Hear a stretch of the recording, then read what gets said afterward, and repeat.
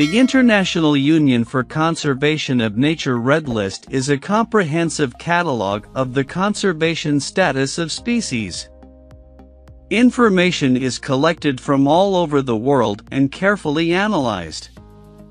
Many factors are taken into consideration, such as the remaining numbers, the overall increase or decrease in the population, breeding success rates, and known threats.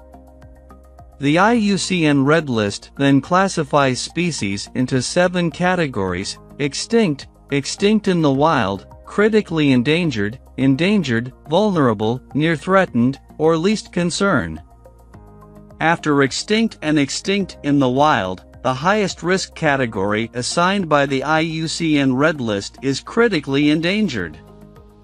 A critically endangered species is a species that is facing a very high risk of extinction in the wild. Endangered is the next most severe conservation status for wildlife.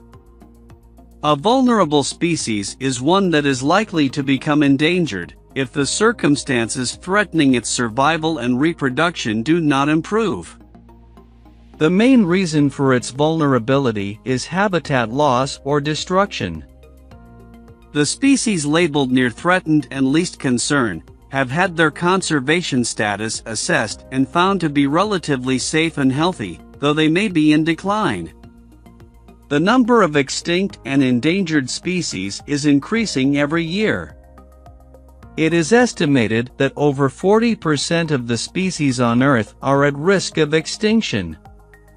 The IUCN Red List featured 3,079 animal and 2,655 plant species as endangered worldwide in 2012, and 1102 and 1197 respectively in 1998.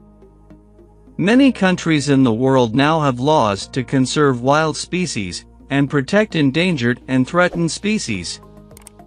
However, much more has to be done to successfully safeguard the biodiversity of our planet.